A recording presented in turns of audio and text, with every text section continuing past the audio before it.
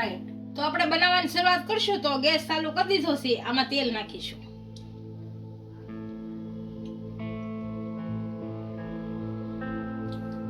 તેલને આપણે ગરમ થવા દઈશું.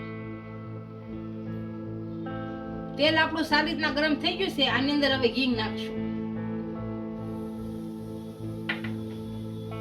હવે રાઈ નાખીશું.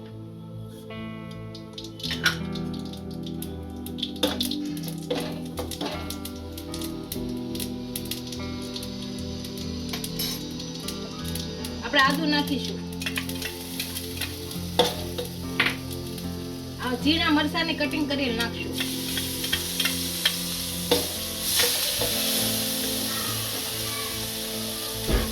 આપણે લીમડાના પાન નાખીશું. આને શેરવી લઈશું.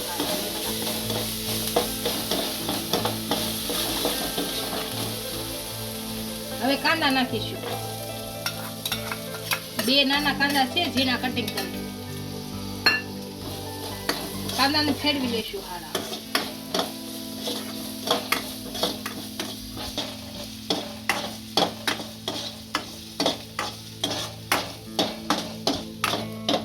આપણા કાંદા સારી રીતના સડી ગયા છે. આમાં 1/2 ચમચી મીઠું નાખીશું. 1 ચમચી હળદર નાખશું. 1/2 ચમચી મરચું નાખશું. આને ભેળવી નાખશું.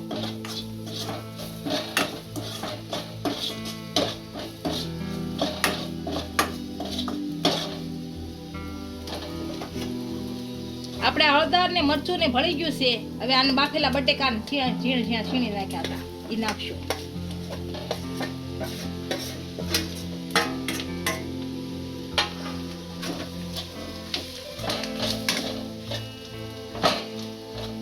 અને હારા મિક્સ કરી દઈશું.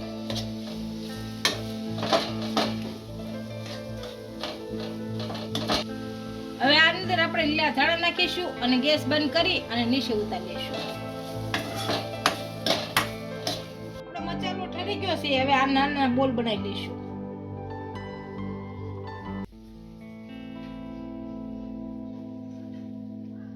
આ જ રીતના નાના બનાવી લઈશું. બધા આ રીતે બનાવશું. આપણે બધા બોલ બનાવી લીધા છે. હવે અપમની લોઢી મૂકી છે. એમાં તેલ નાખી દઈશું.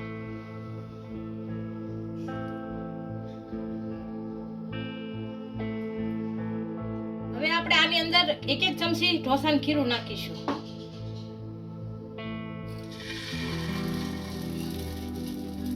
આ 1 ચમચી નાખશું.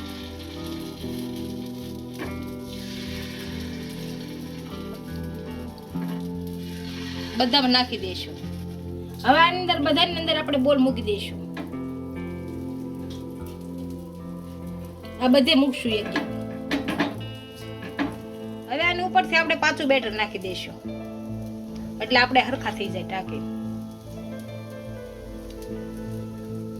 આ જ રીતના આપણે બધા શેડવી અને કાઢી લઈશું.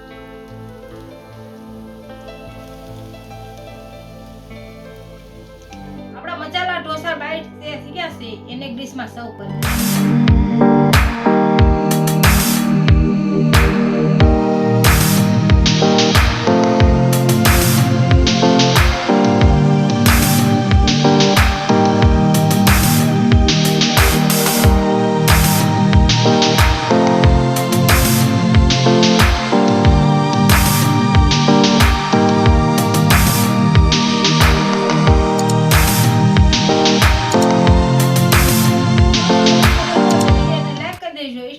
ફેસબુક પર ફોલો કરી દેજો. મળીએ નવા વિડીયો સાથે.